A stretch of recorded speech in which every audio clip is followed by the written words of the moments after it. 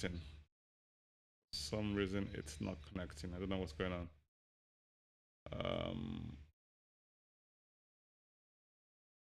Welcome to Come On You Spurs TV, where we talk about everything Tottenham. Sorry about the technical delay, and sorry for the late start. We've had a few technical challenges, but we're back now. Today, Tottenham played away at Crystal Palace and came away 2-1 winners. Goals, an own goal from Ward, of some good work from Madison, and fantastic work for the second goal, scored by Son, bringing his tally to 8 in the season so far. To join me on the other side to review this is Mr. Elgato Cockrell, and from Tottenham, we have with us tonight. I have to ensure I get this right. Jose. Yes, Jose, how are you? Can you hear me at all? Can you see me? Jose, can you see me? Or can you hear me? I think he's gone. What happened? Right, but you think your sound is muted? I don't know what's happening with your sound. No. Everything I'm doing is it looks like I'm delayed. Oh, beautiful. Okay, so that's fine. We can hear you loud and clear now. Right, so yes, welcome back. And Tottenham come away 2-1 winners away at Crystal Palace, go 5 points clear in the league. It does feel good, doesn't it? Tottenham top of the league. How does that sound? It's been a good sound for the last 3 weeks. Yes, and long may it continue. I mean, and I think the only difference it will continue. It will continue for at least another week because we're 5 points in front. Absolutely. Now, I think you heard at the end of the game when commentators come up with, I'm not sure if it's out of nothing to say or just want to sort of open up some sort of debate as to how the teams are going to sort of hold out for the rest of the season. And someone asked a question, and I'm asking this at the top end of the show, and we'll go into it later on in the show. But what the question was: do you think Tottenham A can challenge for the title, and B, would they win the title? And the answer on both, according to this pundit, name him, is no. Simple question I'm going to ask you is this: do you agree? And by the way, guys, this is Come On You Spurs TV, where we talk about everything Spurs. If you're here for the first time, click on the subscribe button, and of course, we'd love to take those subscriber numbers up to 1,000. I think we'll hit the bell notification button as well as like as well, to ensure that you keep getting notification when we go live or have videos come out. But today we've gone 5 points clear at the top of the league, and we got with us today Jose, who is from Elgato Cockrell. Elgato Cockrell is a YouTube channel that he runs alongside Talk and Ball. I've been a guest on Talk and Ball once. I haven't been on Elgato Cockrell. He hasn't invited me. Maybe just Jose will think about doing that sometime later on. I'm sure. Well, please. Yeah. So what I've done is I've kind of parked. It's nice to get support, but I've kind of parked the Elgato Cockrell because I'm not fancy down with all the technical stuff and stuff like that. So I've kind of parked it and was asked by Colin, who's in America, based out of Indiana in America, if I'd co-host with him. He saw me a couple of times on different channels, and he said, "Look, would you come and co-host with me and help me with the channel?" So I've gone to Talk and Ball. So although I am Jose, I am known as Elgato Cockrell, and my handle's always going to be Elgato Cockrell, but I currently co-host Talk and Ball. But so Talk and Ball is where we're going to be. But now that you're a Patreon member, Soji, I've already had a discussion with you about coming and doing your own shows as part of Talk and Ball. Yes, we'll talk about that. I mean, later on in the show. Yes, I mean, I'm going to be a guest on Talk and Ball at some points in the future. Have seven. I mean, they happen on Tuesdays. We'll tell you what time down the line. Most likely going to be later in the evening. But hey, it'll be great fun. And yeah, please subscribe to Jose's channel on both Talk and Ball and Tell Cockrell. It'll be great. He's been is such a tremendous support. So please, please, please go out there and smash the like button, subscribe to his channel. Same as what people should be doing here. People should be hitting the likes. Yeah, and if you hit the the likes and hit the likes for Soji on the way in, during the show, or when you're leaving, because it helps the algorithms and it helps Soji. He's a creator, puts lots of effort into his work, so let's support him. Thank you so much. Thank you. Now back to the football. Now the question. The question. The question that you posed to me. The question that you posed to me. So I know what you're referring to because I saw the interview straight after the game. Because I am a Sky subscriber, so I can see the game. I saw the comments that I made after the game. Right. In all honesty, if we hand on heart, there's some big teams out there. You've got a world winning machine in Manchester City. Their squad is it's probably the best squad in the whole world. If you look for player, right through their bench, for the first 25 players they've got. So Liverpool have got a really good squad. I hate to say it, but Arsenal have got a really good squad as well. Chelsea have got a good squad. I don't think Man United have a good squad. I think Newcastle have got a good squad, but I think that they're going to be found out to be a bit thin. So we're competing against some really, really, really good sides out there. Now, the bookies don't often get it wrong, all right? And the favourites to win the league are Manchester City. And the bookies don't often get it wrong. But after 8 games, or now it's 9, Man City have already lost 2 games. You're hard-pressed to find Man City losing many games in a season. All we can do is play our matches every week. Whoever we come up against, we just play week by week. It's important that we do the training on the pitch in between and that we take on board, or that the players take on board Ange's instruction and the way he wants them to play. The frightening part about it is that when Ange did his presser, and even when Ange spoke after the Fulham game, he turned around and said that defensively, he said that we're absolutely brilliant. Ahead of schedule defensively. He said defending on the pitch, he said and gone far more into it than what he expected by this stage. But where we lack, he said, is in the final third of the pitch. He said that we haven't got the fluency. We're not doing the things that we need to do at the moment, and we still need to learn that. Imagine when we do learn that. When we do learn that, we will be burying teams.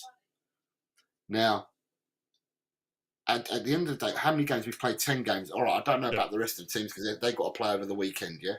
Absolutely. Now, by the end of the weekend, that would be 10 games. There's 38 games in a season.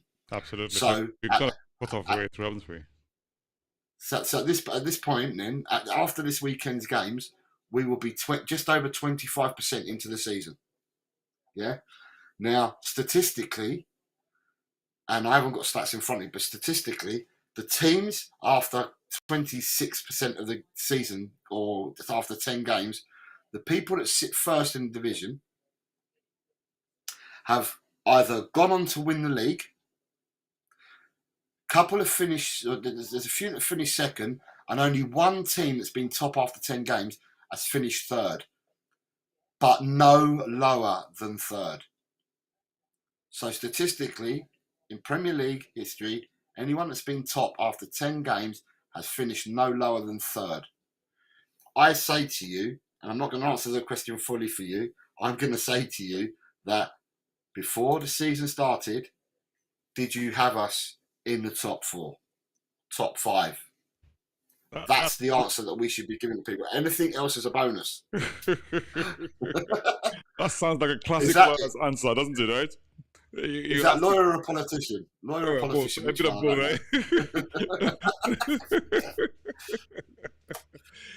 right?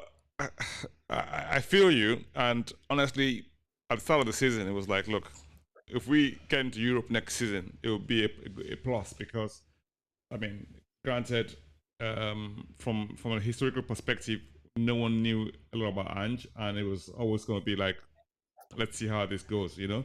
Coming from the Scottish League, he doesn't have any Premiership experience.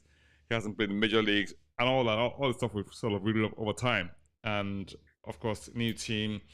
You have what people consider to be not that great a squad. Okay, they had a few changes or additions to the squad. People didn't have an idea of how those people will perform. Now, I'm just coming, of course, turn up all of those negatives, if you like, or things that people sort of had very low expectations of him, and he's managed to um, enable the team to imbibe his ideas and his philosophy and his playing style, and that has come so early in the season, and that's remarkable in itself.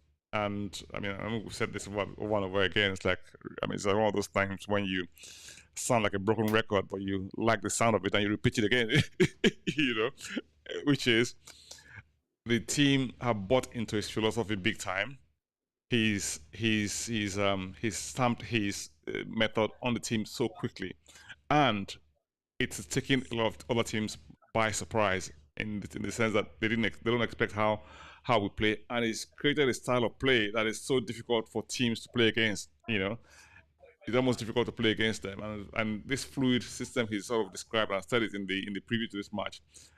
Madison said, "Look, it gives us the freedom to play anywhere on the pitch, so long as it fits in with the flow of the move in question at that point in time." And of course, you have someone who slots into place when maybe Romero ventures forward, somebody slots in at the back, the Poro goes forward, someone slots in his position, and so if you're marking somebody, it's very, very difficult to sort of track them from that perspective. And then I don't know if you noticed that in today's game, we're going to talk about all of today's games, key points as later on. But there was a point when Van de Ven and Romero were just playing out from the back. They just played between themselves. I mean, and Vicario, and that frustrated Palace so much because they had a game plan, and the game plan was to, as much as possible, not press too high up because they didn't want to leave themselves exposed at the back. But when they went 2 goals down, it was not a question of saying, "Hang on, do we try to get this ball off Vicario, Romero, and Van de Ven by venturing forward a little bit, and that wouldn't leave us open at the back." So you can see the conundrum play in how the whole match kind of panned out. But it's interesting how teams are struggling to read Tottenham and how the team plays. I found that really, really interesting. What did you think? Did you notice it as well, Jose? Right. If I noticed what I noticed today, or what I noticed, today is I noticed the second half, where on Monday I noticed the first half. That's what I noticed today. And what I said during the week is I'd like to see us do it for 90 minutes. We don't have to be the finished article, but I'd just like to see it for 90 minutes. Because if we can do it for 90 minutes, I think Ange would be far happier. And then he can then implement the other things that he needs to implement because we're actually doing what he wants for 90. Today, I felt first half was really difficult. Playing against Crystal Palace is always going to be difficult. And with that, we knew it was going to be a tough game. Defensively, they're a well-organised team. We knew that we were going to play against a semi-low block or even a low block against them. And in the first half, although we managed it, I didn't feel that we were on it. Do you see what I mean? I thought for the first 5 or 10 minutes, we were there. We were there for the first 5 or 10 minutes. But then after that, I just thought we managed the first half. Second half, however, I think we came out, and I think he might have given them a bit of a rocket because when we came out in the second half, we definitely upped the way that we played. Yes. I mean, in the first half, the stat that stands out for me in the first half, and I know it's a tough game. It's not an easy game to go and play Palace away, but the stat that stands out for me is we never had a shot on target in the whole of the first 45 minutes.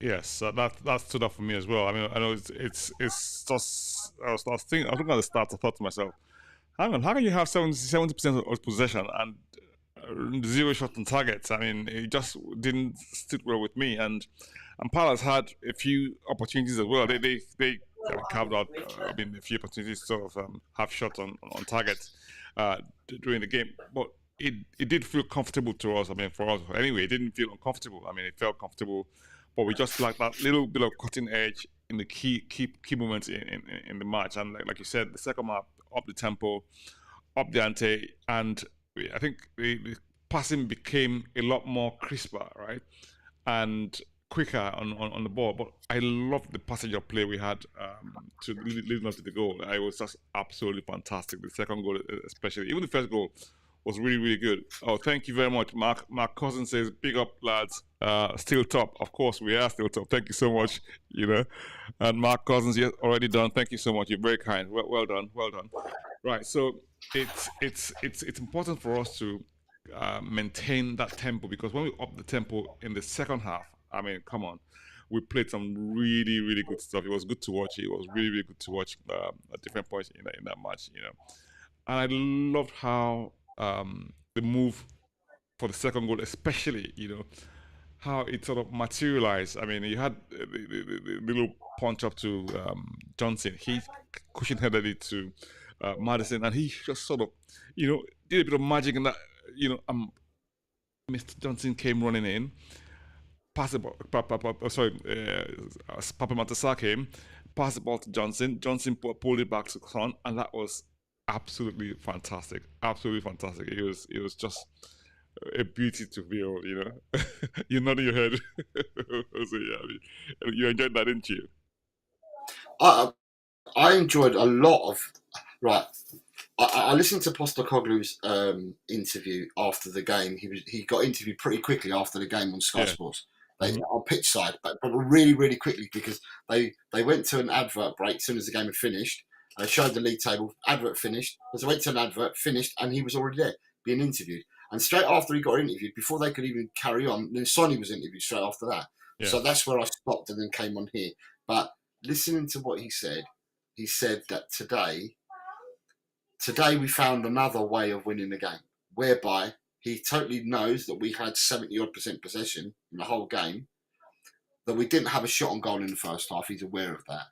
Yeah. And that they had more chances on goal than what we did in the whole game, yet we've come out winning 2-1. So he said it's another positive. It's another way of winning the match. And it's different to other games that we've won. And it's all going to be part of the learning curve and the trajectory that we go through. So he's keeping all the players' feet on the ground by saying all this. At the end of the day, I mean, I'm not part of the dressing room. I'm not part of the coaching staff. But I believe that there's a strong belief, because there's unison. They're united. You can see it. They're all fighting for themselves. And you've got a manager that's come in and united the fan base. He's united the board. He's united the backroom staff that work everywhere. So whether it be in the kitchens, the groundsmen, everyone is behind the Ange train. Choo choo! Everyone's on the train now with him, and everyone's going in the same direction. So therefore, I think what it's going to be hard now, because Daniel Levy and whoever it was made the decision to bring Ange Postecoglou to Tottenham. Now, and he's also a reporter's dream as well, because you can interview him in a presser, you can interview him before a game, after a game, and you can't catch him out, because the guy is spot on with everything he does. So for the media, he's a saint. Everyone loves him. What Tottenham must feel, God, we struck gold here, because this man does absolutely everything. Absolutely everything he does. I mean, we'll go on to talk about players, I presume, after, but, we need to enjoy it. Soji, you've been a supporter probably longer than me. Although people may not believe it if they look at me, but you've probably been a supporter longer than me. But But the thing is, you've seen some good days, and I know that we have seen some really terrible times. We have. Some really un-Tottenham like times is what I'm talking. I'd say un-Tottenham like, where we're not front foot, we're not to dare is to do. You know, we've seen some bad times. At the end of the day, let's rejoice, man. Let's jump on this train and let's be happy. Let's be loud. Let's be proud. We are top of the league, and I don't care because you can't take that away from me. Today, 27th of October, as we speak, we're top of the league. And not just top of the league by 5 points as well. I mean, it's early days, and people can say all sorts of things they want to say. You can't change that fact. That's the first point. The second point, which is what I was going to allude to. I mean, in addition to what Ange said, and how he sort of handles the media. I don't know if you noticed this when he was having an interview with them lots, and how he says, he copies everyone, and he will say, look, at the end of the day, there's really no one that's unique in football. People sort of adopt styles that suit their games, and people sort of adapt every day. And like you said earlier on, the team is still learning, and it's still learning, and there's so many areas where we can improve. And I mean, we've said earlier on, and alluded to this when he said that, look, the defense seems to have gotten onto his methods, right? But the final third is what he wants starts, that final fluidity to become much more effective and and coherent, right? And like you said earlier on, I'm just waiting for that to happen. And when that happens, I mean, we will be smashing teams to smithereens. I know people have, I mean, bookies hardly ever get things right. I mean, they by and large get things right because that's what they're paid to do. That's what I mean.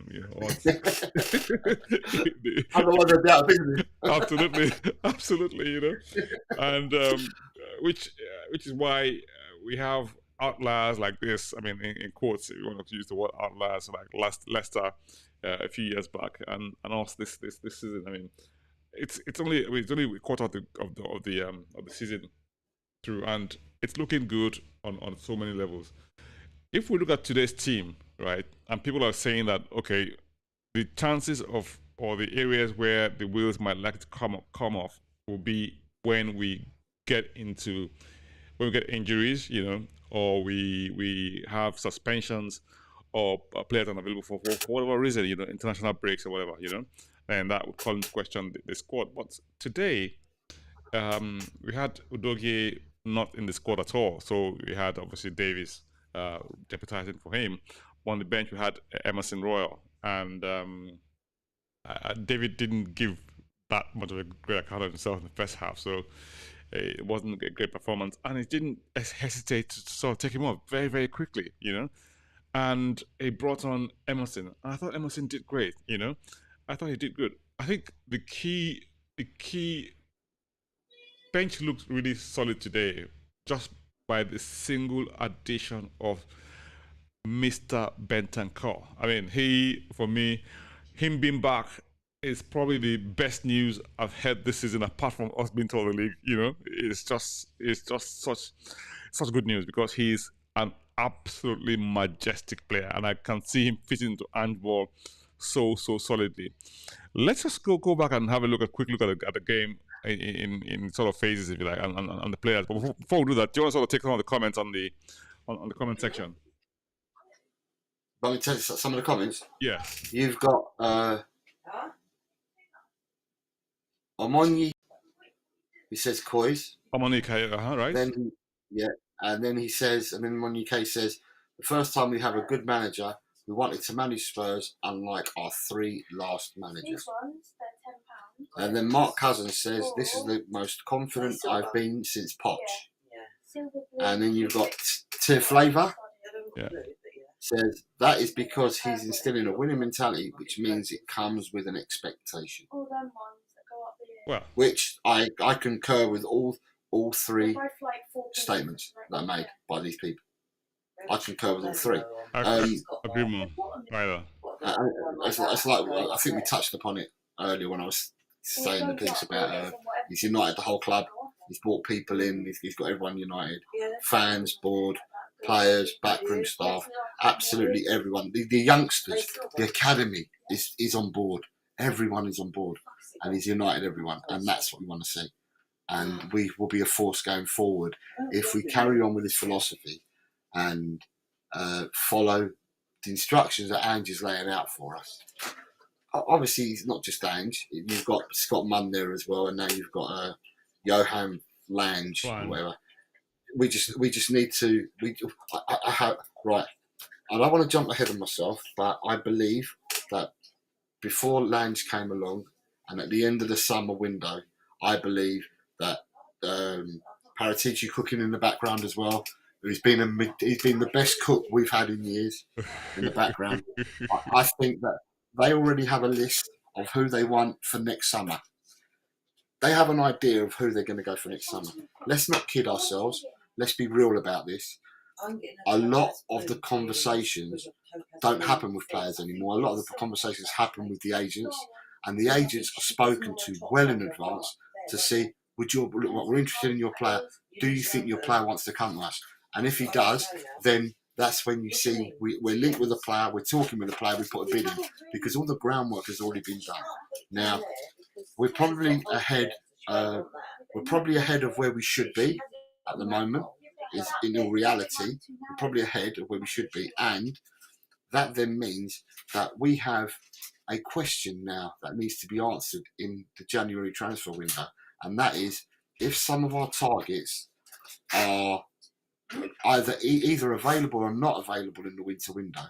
It's will we pull the trigger and even pay, because we know Levy likes to save money. So if a player's worth 30 million next summer, right, but you're going to have to pay 32 to get him in the winter, will Levy pull the bullet and pay that 32 million is what I'm now looking at. Because at the start we've had, if Levy decided not to back this manager now, I think Levy would be hung, drawn and quartered by the whole of the Spurs fan base. I'm not even sure that's a question. I mean, it's probably not even a consideration. And the reason I say that is because if we see anyone who's sort of got half a brain, if you like, and I'm not being disrespectful to anybody, we'll see that this team is doing really well, and the errors we made when we had Poch of not strengthening the squad at key moments, would probably be not repeated now. And I guess part of what happened when we had Poch was possibly because we had financial challenges, just built a new stadium, we didn't have that much money, and obviously it had to be a little bit circumspect until that COVID and all that sort of thing. So it had plenty of moving parts happening at the time. I mean, from a financial perspective, which didn't make it easy to pull the trigger when it comes to paying out money for players, right? And FL had to sort of do a little bit of what's it called, financial management, if you like. So that didn't help us. That didn't help our cause a great deal when it came to money being available to Poch. However, we've gone to sort of try to shortcut the process by saying that, okay, fine, if you've got a good manager or an elite manager, if you like, would that have made a difference in terms of how the team played? But we found out, okay, it got two elite managers and who didn't really change things much, and things have got maybe improved a little bit post-COVID from a financial perspective, and money now being a little bit more available. You have a little bit more flexibility to go out and maybe splash cash, for a better expression, at least, And this time around, we have a better chance of using those players, and they don't have to necessarily go what I call A-list, if you like, I mean, A-list in terms of spending hundreds of millions of pounds to get one player, If we did, that would put us in the league of the cities of this world and the Uniteds and all that. But I'm not sure that's sort of model that Ange operates in. But we'll see. I mean, I think it's probably going to be measured, like you said, and a much more effective approach, as we've seen so far this season. And and it's been a good ride so far.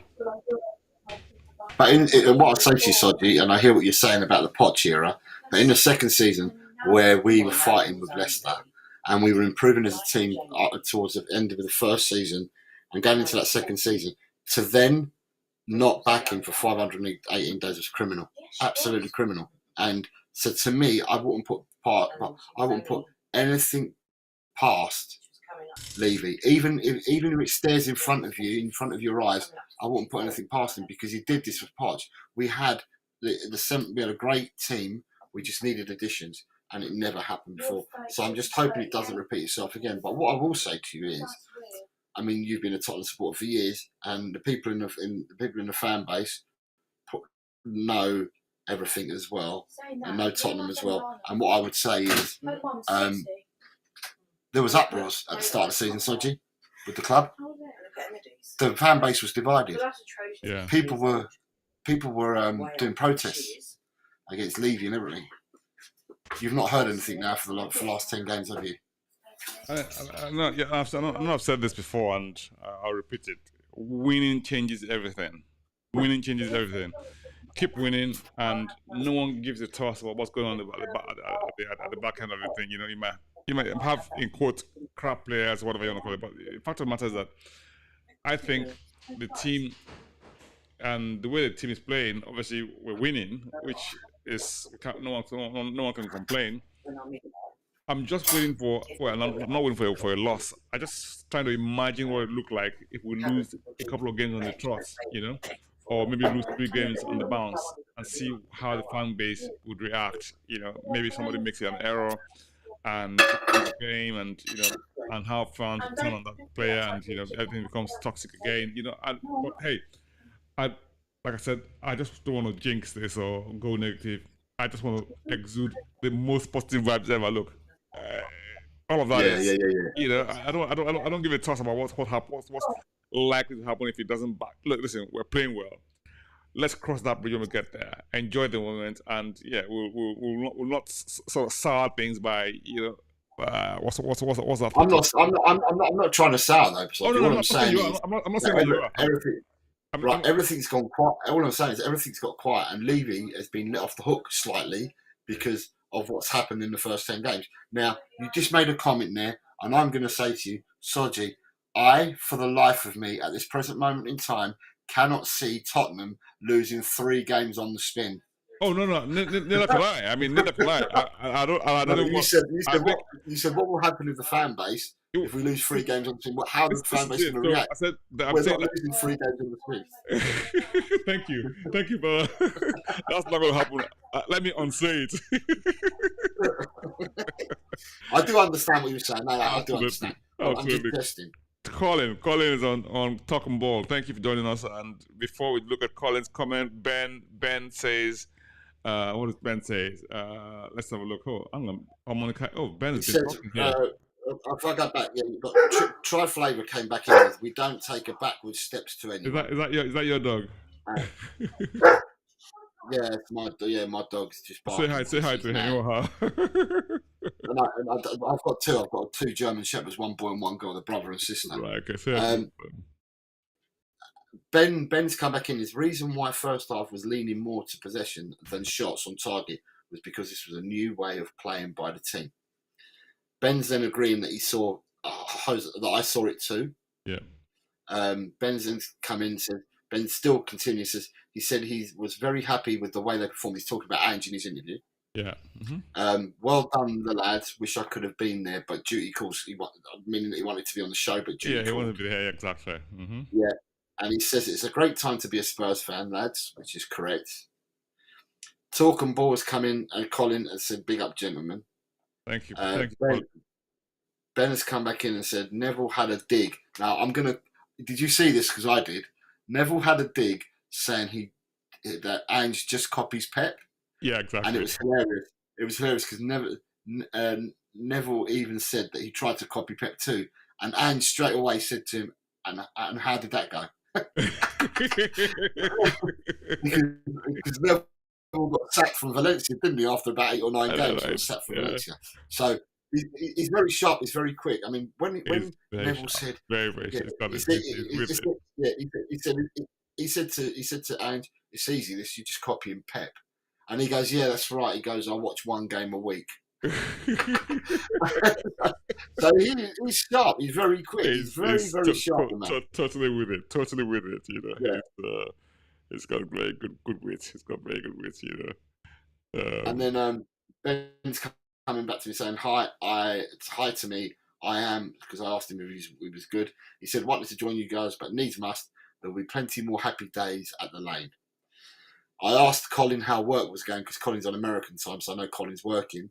So Right. by the time I've gone to bed and I'm asleep, Colin then finishes work, because obviously it's different time zones. Right. And he said, work is going poorly. Just thank God I'm off tomorrow. Because the 2 days off a week that Colin is Tuesday and a Saturday, or his days off. He works every other day of the week. And then he's got 3 hours to go at the moment. And Ben's come in and says, I'm going to put $100 on us to win the league. Great odds, I am sure. Absolutely. Well, you did say bookies are not mugs, so hey. Well, but I say they're no mugs. So what's going to happen? I mean, I don't know, but because I don't know what it is at the moment. But Tottenham there would have been a price for Tottenham to win the league, and I don't know what that price would have been at the start of the season. Mm-hmm. Whether it was 100 to 1, 66 to 1, whatever Who's watching this? it was, there was a price. And they know what the odds are. It would be good to share them on the pod, and let's see what you know. I mean, and see what's how we were sort of ranked by the bookies but at the odds now, the season, right? Yeah, but the odds now would have tumbled. Right, I'm just looking at the current odds. I've just typed it in, so I don't know whether it's going to give me anything. Because normally when I type something like that in, it tells you, right, on August the 9th, 2020, October the 9th, 2023. Right. Manchester City are 11 to 8 on favourites. And that was after they got beaten by Arsenal. Okay. Right. Okay, here we go. Right. The odds. Okay, you ready? I'm ready. So yeah. the odds are Man City are 11 to 8 on. So 8 to 11 on to win the league. Arsenal are favourites at 5 to 1. 11 to 1. A bit there. Jose, do you want to repeat that? Right, so Manchester City are favourites at 8 to 11 on. Okay. Second favourites are Arsenal at 4 to 1. Third favourites are Liverpool at 5 to 1. Fourth favourites are Tottenham at 11 to 1. Tottenham's price would have been far greater at the start of the season. However, this is where we learn where we are. The fifth place team for the odds is Newcastle. They are 40, that's 40 to 1. So Tottenham are fourth favourites at 11. Newcastle are 40 at fifth favourites, 40. Newcastle wouldn't have been 40 to 1 at the start of the season. They would have been shorter. Mm-hmm. Brighton are sixth favourites at 66 to 1. And seventh favourites are Manchester United at 80 to 1. Everyone else in the league is going to be 80 to 1 or higher.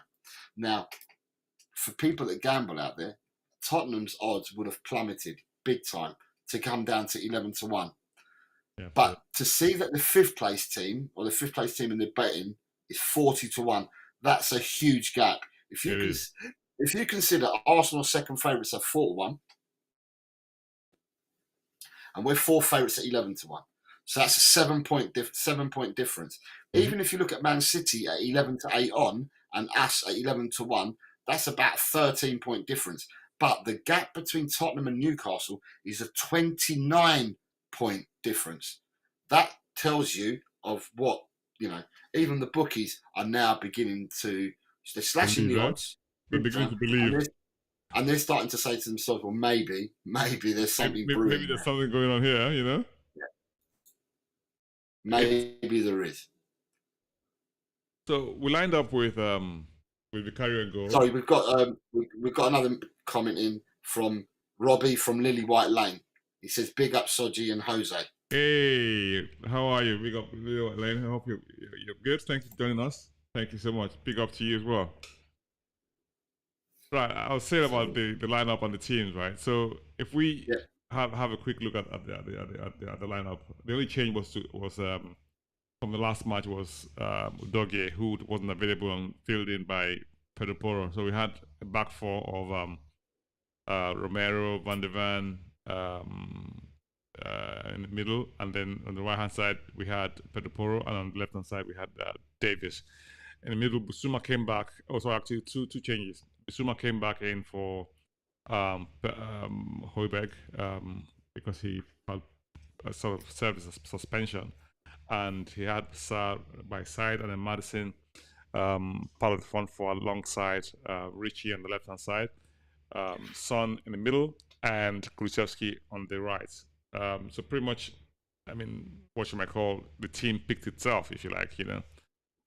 Some people were sort of having this debate online before the match started. Say, would we start Bissouma and risk him picking up a yellow card and then not being available for our next match against Chelsea, or leave him on the bench and then start Højbjerg and then have him start Chelsea's match next week? And I'm glad that Ange wasn't tempted to drop him, and he played him for a good part of for I think the first 50 or 60, for the first 60 minutes or so. You know, he came off in the second half, and Højbjerg came in, and I thought Højbjerg did a great job when he came in. You know, he did really well. And there was a point when I think he was being closed in by about 2 or 3 players, and he just danced out of the potential trouble so seamlessly. And I think today the team showed a lot of character in the way that they managed the aggression from Crystal Palace. Crystal Palace were quite physical today. They had quite a few sharp fouls on our players, and I thought the referee gave a bit of let them get away with a bit, because some others would have gotten yellow cards for some of those challenges, you know, especially on Madison and on Van de Ven, but they didn't get booked, you know, which was extraordinary given the nature of the challenges. It was kind of like, you know, one of them was like really going hard with the foot on Van de Ven's Achilles, you know. Yeah, I think the other one was similar as well on Madison on his calf, you know, which I thought no booking whatsoever. I thought that was a little bit difficult from a officiating perspective. They scored a late goal, right? And that late goal, for me, in most other matches I watched, they would definitely have been given as handball. They would have been ruled out for handball. What did you think? I would love to hear from guys at home and with or without your Tottenham hat on. From my own perspective, I thought he handled the ball. I mean, clearly from the replay, I wonder why it took them so long to conclude that he handled the ball. Now, if he handled the ball prior to, I mean, I don't know what the rule. I think the rules are that if you handle the ball in the course of trying to score a goal, that would be ruled out for a foul. You know, I don't. Do you know what the rule is? I mean, Jose. Okay, so what the Sky commentators were saying, because it's quite interesting. The Sky commentators, they knew before the decision was being made, and they were already discussing what was happening in the VAR room, because somehow they've got connectivity with the VAR room. The people at Sky Sports had it. Mm-hmm. So the people at Sky Sports were more or less telling us, giving us a running commentary of what was happening or what was going to happen. Mm-hmm. Now, I think what the Sky presenters turned around and said is that they're going to give this as a goal, because although the ball came off his arm and rolled down and hit his hand, what the VAR people deemed, it wasn't. They couldn't tell whether they believe it did hit his fingers, right?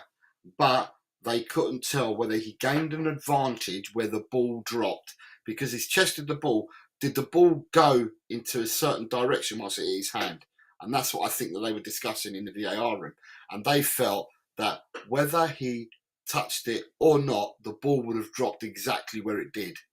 It didn't deviate to the left or the right by touching his hand. And that's why I think that they gave it. I think it's a poor decision, because at the end of the day, especially with a goal, if a ball touches your hand when you're in the action of scoring a goal, then it shouldn't be a goal. So it was it's a poor decision by VAR. Is it VAR trying to equalise what happened to us with the Liverpool game? There's people that are going to.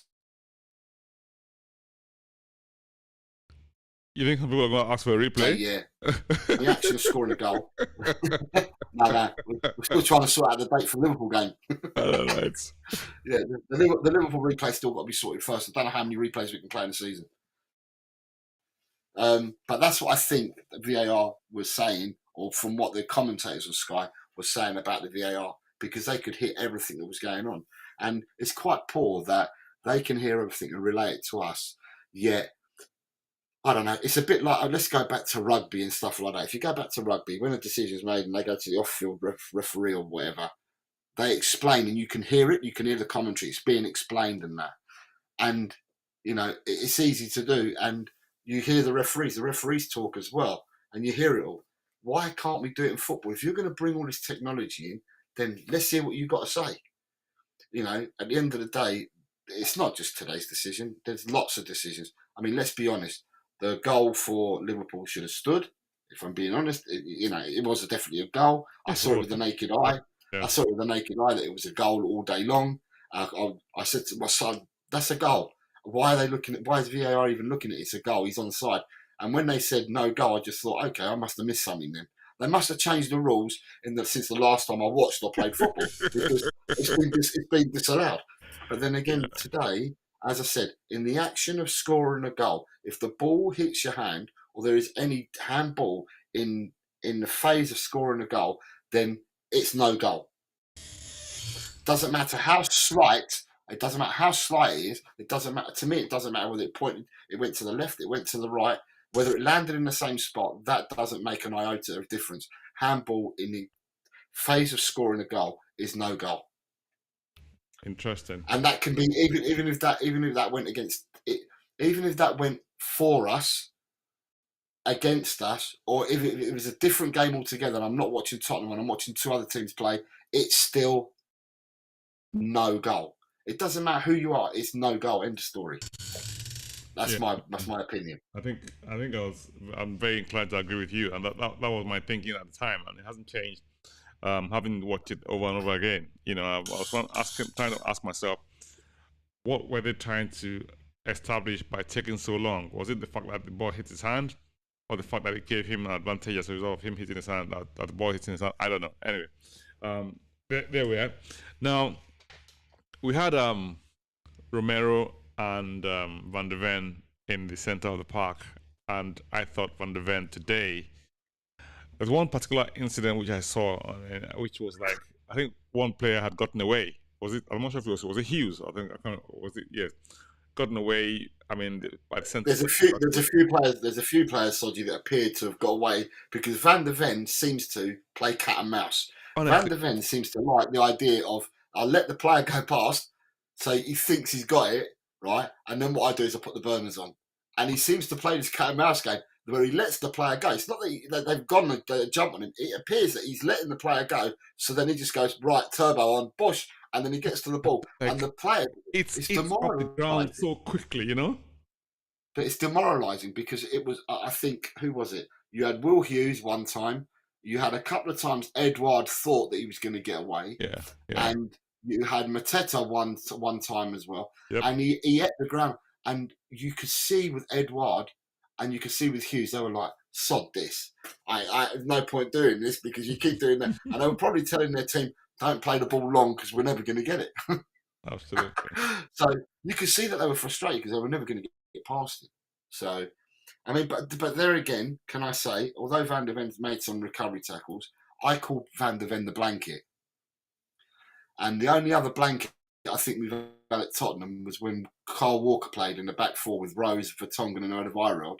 A lot of the running back and a lot of the covering was done by Walker because Walker's pace, so he was the blanket. We now have the blanket version 2 for me, which is Van de Ven. He's a quicker blanket, but he's the blanket for that defence. It doesn't matter whether you put the ball over the top, left, right, centre. The person who's going to get to that ball first is Mickey Van de Ven. Without a doubt, he's been absolutely amazing this season for us, And Romero has become so assured. He's almost like error-proof, totally error-proof. You can see him being so commanding, and every piece of attack that's launched is launched through him. He kind of controls the pace of the game. He reads it with such consummate ease. It makes you, it's like almost like as if it makes himself press proof. So that when the press is coming, he just lets go of the ball and is ready to receive and pass it on again, and just makes everything look so easy. And when things look so easy, you have to understand that that person, whoever is at the base of it, is working a lot harder than it appears at the top of it. It's like synchronized swimming, isn't it? You see all three at the top, paddling furiously on the. And I think Spurs today are showing glimpses of what you want to call a top team. I mean, not just because think about it, right? Roy Hodgson has set up his stall to frustrate us, create difficulty and then try to get us on the counter, But it worked for a certain point, and then someone said to me in our chat group and said, "Look, Crystal Palace are running so hard now. I'm not sure how long they can sustain this. I mean, are they going to be able to sustain this throughout the whole match? They'll tire, and hopefully that will open up more spaces."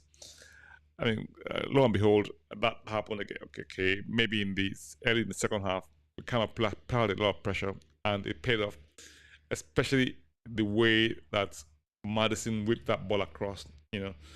I heard people say, "Oh, I mean, Richie could have scored that if the ball had gone past Ward and he didn't put his foot in it. That was Richie waiting for like a tap in, if you like. But hey, who knows? He could have carried it. When I come with Sheen, whatever. But the fact of the matter is that we got ourselves into that position, put pressure on the defense, and force him into that sort of error.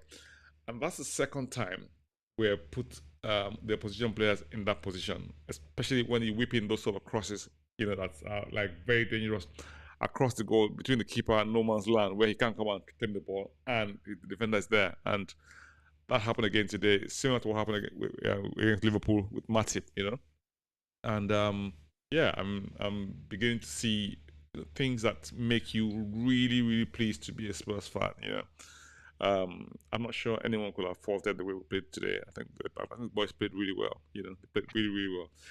Let's just do. Go on. Carry on. You go on first. No, go on. Carry on. No, I was going to do the player rating, but before we do the player rating, let's hear from you first. For you. Okay, right. Before we do the player ratings, I was going to say you've just talked about two players, and that's it. What I'm going to say is, and I'm going to ask you the question, is we didn't have Destiny today. We played. I was quite surprised we played Ben Davies because I thought that Royale is better suited, even though he's not left back.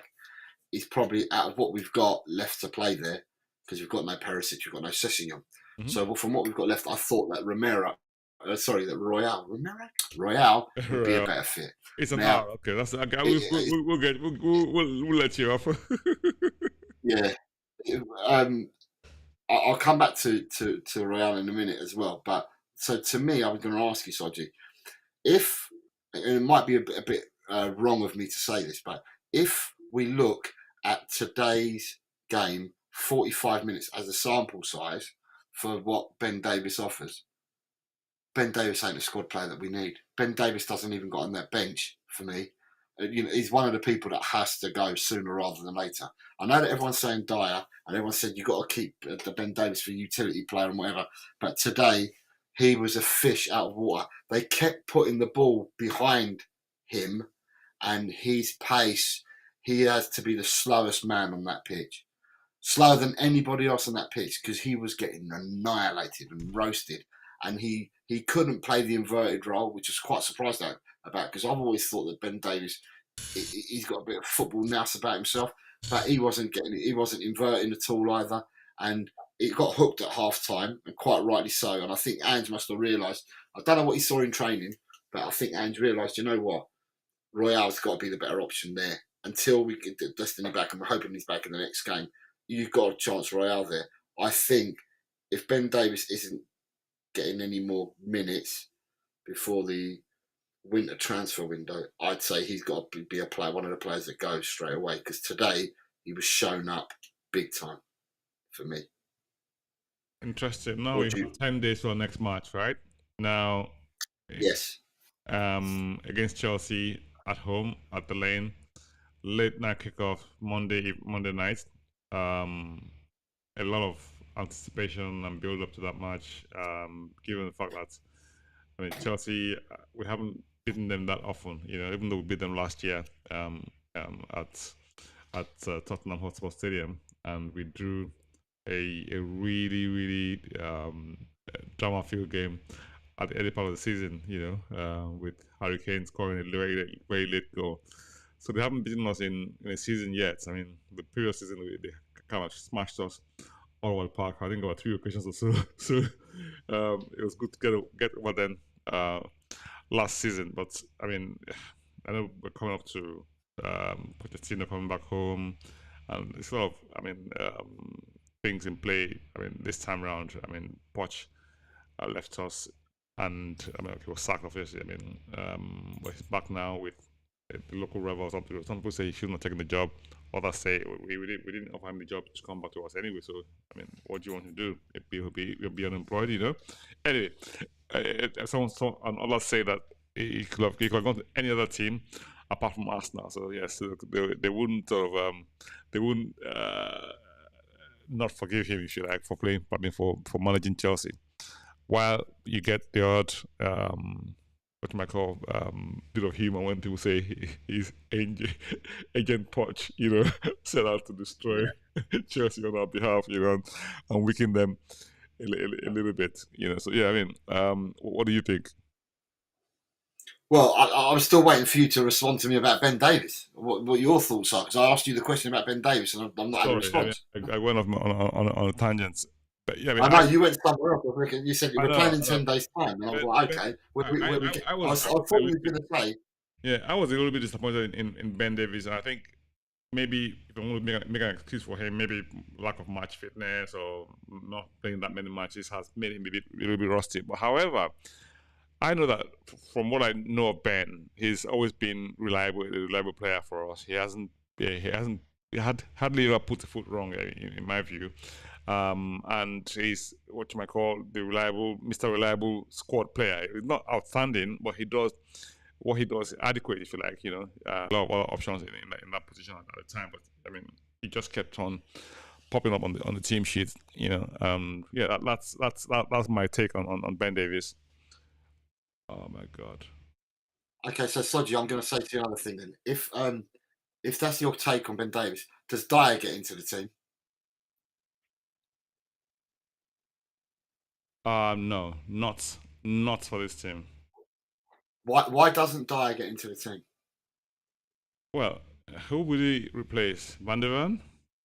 Or I'm not saying who will replace, because I think it's quite clear to me. I know the Ange system. Tonight I watched again, and Ben Davies, ready, steady Eddie that he is or whatever, Ben Davies cannot play in this system because we play a high line. Now, there's nothing about it. Forget about not having any minutes. Forget about having lack of game time. You can't be taught speed. Speed you can't be taught. You've either got speed or you haven't. So True. if you can't magic speed up. Tonight he was roasted. They picked on Ben Davies. They played the ball down his flank, and they got behind him all the time. They got behind him, and he was roasted. He was given head start, so he was trying to run back. The player still went past him. Now, equally, the same way that Eric Dyer, if he came into this team, Eric Dyer would get roasted as well, because Eric Dyer's not quick enough. So for me, watching the sample size, even though it's only 45 minutes tonight that I watched of Ben Davies, it was enough to tell me Ben Davies has no future, because Ben Davies does not suit the system. It doesn't matter whether you put Ben Davies at left back or left-sided centre back. They'll get roasted. So at the end of the day, what I saw tonight has already made my mind up that Ben Davies has got to go, because he's not got the speed. You can't teach a 30-year-old how to get speed. You get speed from when you're a youngster. Oh, no. You don't get it when you're 30. Speed is a natural attribute which can't be taught. So the only way that, I mean, experienced players tend to sort of overcome speed deficiencies in positioning. You know, they sort of try and position themselves in such a way that it makes it difficult for the opposition to get past them. You know, just by sheer position and reading the game. You know, and that way they sort of compensate for the speed deficiency, if you like. You know. And Turf Flavor says Ben Davies is a good defender, but cannot operate in the system that Ange wants. Is what Turf Flavor saying. Yep, absolutely. So to me, that was one of the takeouts for me from tonight. Before we start giving points to people, right? I believe that Bissouma, in hindsight's a wonderful thing. I don't think Bissouma should have started tonight. Because Bissouma in the game offered nothing at all because he knew that he was a yellow card away. I didn't see the snarling Bissouma that I normally see because he knew yellow card, he's out of the Chelsea game. So therefore, for me, with shackles, if you like, right? Yeah, he played within himself. Yeah. Shackles or within himself, however you want to see it. So Bissouma for me had an off game. Yeah, for me, he had an off game because he knew that it was a yellow card away from missing Chelsea. And in that case, with hindsight, we should have played Højbjerg to start with and not played Bissouma. That's my opinion. It may not be shared, but that's my opinion. Listen, I thought if you have your opinion, we'd love to hear from you. If you're listening to this is Come On You Spurs TV. If you have the first time, subscribe and hit the subscribe button. We're trying to get that number to 8,000 subscribers. We're nearly there. We're nearly on 500. So I think we're 439 at the moment, if you like. So yeah, please keep those subscribe smash buttons coming in, and then yes, we're looking at the. Now, sorry. Can I just go to Pape Sarr now? Go on then. I thought Pape Sarr was poor in the first half, and I thought he was probably the player of the match for me in the second half. In the second half, he was a monster. He was a demon. He was running everywhere. He was coming out, pick up balls. He was playing long passes, short passes. He was actually going into the attack. He absolutely had a monster second half for me, Sarr. But in the first half, for me, he was really rusty. I didn't know what was up. I think it may have been because his mate, Bissouma, is not being the beast that he normally is. Mm-hmm. And I think that rubbed off on Sarr in the first half. I think he was caught in a trap and thinking to himself, well, Bissouma's not doing it. And, you know, and they rub off each other type thing. But in the second half, the man was brilliant. Pape Sarr was absolutely brilliant in the second half for me. That's my second take. My third take that I'm going to say is, right, we keep talking about Ange's system as inverted wingers, i.e. he plays Kulusevski on the right and he plays Richarlison on the left. Yeah. However, in the second half, when he made the substitution and he took Richarlison off, he put Brennan Johnson on the left, who's a right-footed player. So he did this thing again where you can't go down to the wing because, yeah, he's put him there. And when he did that, okay, we scored the second goal through Brennan Johnson, for the interplay with Brennan Johnson, the interchanges. But then when he brought Brian Hill on, we then saw a left-sided player on the left, and we saw Brennan Johnson move to the right. And I thought to myself, thank God we've done this. It's not enough time in the game to do it, but thank God we've done this. Because I've been crying out for a winger to get past the defender and put the ball in across the box. And we started doing that towards the end of the game. Yep. The amount of crosses that were coming in wide along the box. Because you can't put balls in the air because Son's not going to win balls in the air for you. Mm. If you had Richarlison playing down the middle of Villiers, you've got a chance of putting him in the air, in the ground, whatever. But for Son, it's got to be on the ground. So for me, we saw Brian Hill come on. And did you see how quick and how sharp Hill is? Hill travels with the ball, and the ball is glued to his feet. He's sharp. He is, out of all the wingers that we've got that I've seen play this season, the person that plays the Ange system or fits the Ange system the best is Brian Hill because of his close control, his quickness of speed, of thought, passing the ball. And what I saw, it's only a cameo tonight, but from what I saw tonight, Hill is the right person for the system that he plays on the wings. And then Brennan Johnson's got speed to burn as well. God, Brennan Johnson's so quick. He's got speed to burn. And then the last comment I will give is he's not fully fit. He's not 100% match fit. It was really nice to see Benny on the pitch and for him to come on. and I think it caught a few people by surprise because we know that he's been back in training for 2 to 3 weeks on the grass. We've heard all the stories for months, for about a month now, or longer, about 6 weeks. We've heard all the stories that Benny's going and knocking on Ange's door saying, I want to be on the grass, I want to be on the grass for the first team. Yeah. And that the medical team are running behind him. So it was really nice to see him. But even seeing him, I could see straight away today limitations in what he was doing because he wasn't the same gun bustling, gung-ho running, because he didn't want to overstretch and stuff like that. And I understand totally.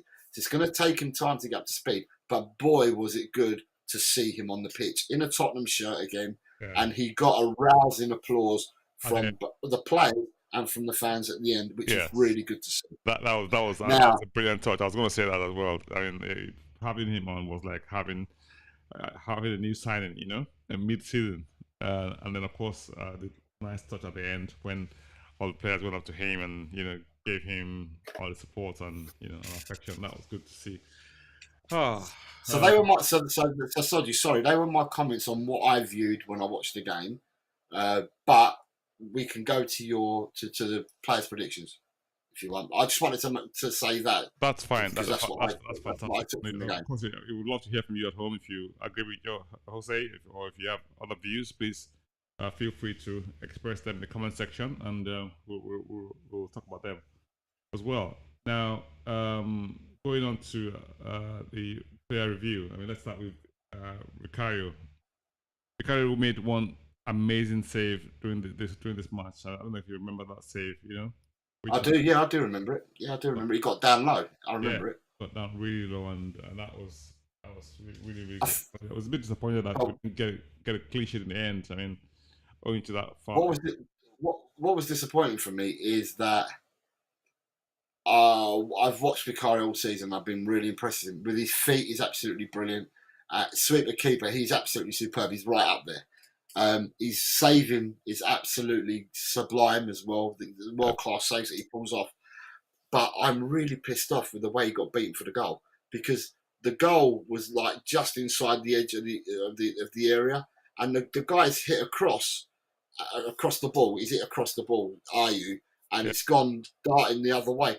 And I thought to myself, it's either bad positioning by Vicario, or he hasn't extended himself to the left to go to save that ball. I just felt that I'm not sure he had a chance on that goal, You think so?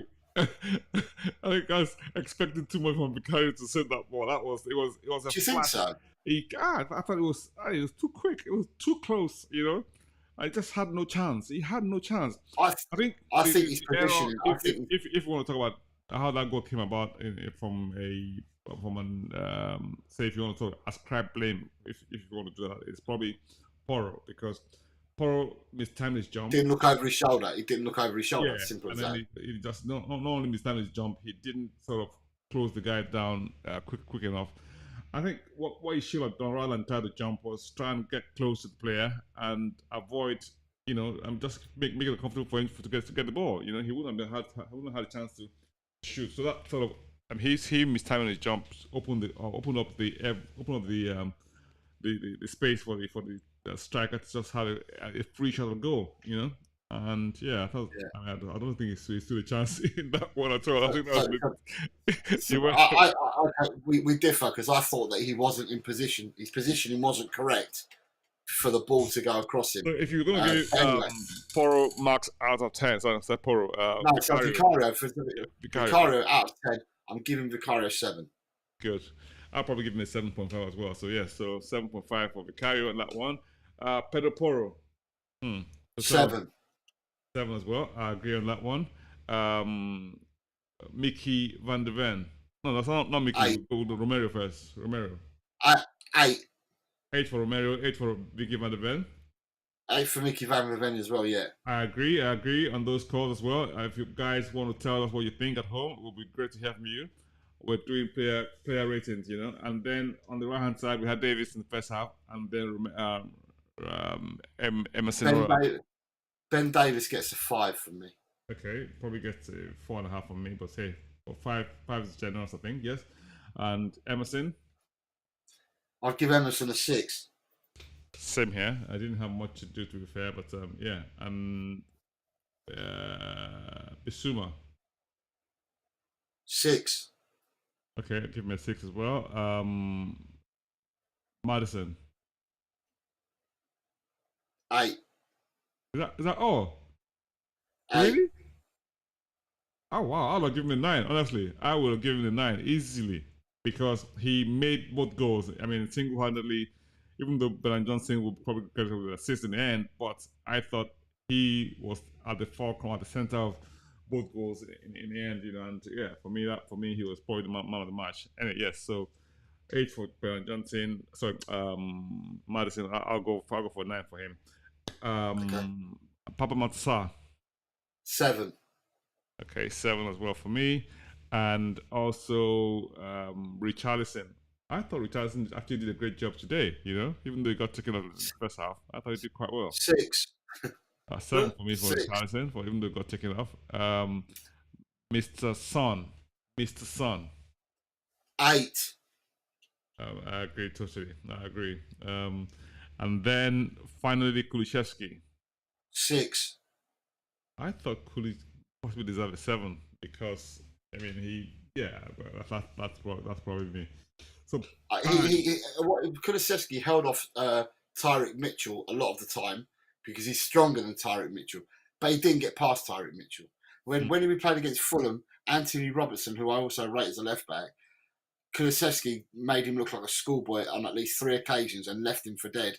And Anthony Robertson is quick. So is Tyreek Mitchell. But today, he had strength over Tyreek Mitchell, but he never got past him. So for me, Kulusevski's a 6. To me, he wasn't that effective today. So I'm going to give him a 6. Can I just say one more thing now? Are we doing the subs as well or not? yeah, No, we're gonna the do. others are not worth it. Yeah, we're gonna do. So Okay, so Højbjerg for me gets a 7. it gets 7 as well for me. Yes, Benton Cook came in late, but hey, probably got 6. it didn't have much to do when it came on. So, and then The other three get a 6. A 6, yes, 6 Brand Hill. for Hill, and a 7 for Brennan Johnson because of assist. Oh yes, that's great. I totally agree with that one. And then my last comment to you is what I've asked for, and I don't know whether the club will allow me to do this, but what I'm going to ask the club is, can I look at Emerson Royale and Richarlison's passports? I just want to make sure that they are Brazilian. Because you've grown up around Brazilian sides, so do so have I. Oh, and to me, the Brazilians that I know, the Brazilians that I know, learnt their craft playing in barefooted on Copacabana Beach and playing on dirt fields with bare feet and having the sublime skills and having acumen and being superstars. Brazil, or you always watch the people in the golden shirts always being superstars. And I'm not too sure whether these two, they're saying they're Brazilian, but I'm not too sure. Stop being unkind to our players, I'll say. I'm not being unkind. I'm just saying I'd like to make sure that they are proper Brazilians. Their passports say that they are Brazilian. That's all. Goodness, that's funny. Keep your comments coming in. It's coming Spurs TV. We are just running up on tonight's live stream post-match. Thank you so much for joining us. If you joined us live, if you're watching this as a recording, please leave your comments. Subscribe if it's your first time here, and share and like as well. For those of you who haven't been here before and those who have been supporting us, we say a big thank you to you for your support. We couldn't have done this without you, and yes, we appreciate you, we love you, and say a big thank you. Right, final word from you, Jose. It's back to, I think they'll probably get a day off tomorrow, the lads. Sunday they'll probably be back. I don't know whether they'll give them the Sunday off as well, but it's we might do because we're not playing for 10 days, so they might get the weekend off, and then it's back on that training pitch next week. I say this after every game. It's back to the training pitch. The important education for the players at the moment is that training pitch. What we do in the week leading up to that game. That's what's important at the moment. We're not playing Europa football. We're only playing one game a week. Although we've gone through a tough period because people have got to be reminded that we've played 2 games 96 hours apart. Yeah. So to play Fulham on Monday and then to play Friday night against Crystal Palace. Okay, we haven't had to travel because they've both been London games, but they're only 96 hours apart, and that's a tough ask. We've come through it. Let's get back on the training pitch. I don't know how much we could have done on the training pitch this week because we were playing 96 hours apart. But now we get a break till the Chelsea game, and it's important. Let's see what we do on the training pitch. Let's carry on believing in what Ange is saying to us. Let's carry on believing in ourselves, and we go on to the next game. Absolutely fantastic. Thank you so much, Jose. Thanks for coming along. If you haven't subscribed to Jose's channel, it's FTL Cockerel and Talk Ball, his YouTube channels. Please support his channel, and that will be fantastic. Thank you so much for joining us. Tottenham back on top of the league. Well, they've been on top of the league, just extending the lead at the top, you know. And we did it at the Palace, so we're kings of the table for now, and we want to remain kings at the end of the season. Thank you so much, guys. Come on, you Spurs. In Ange we trust. Come on, you Spurs. Take care. Take care, guys. Bye now.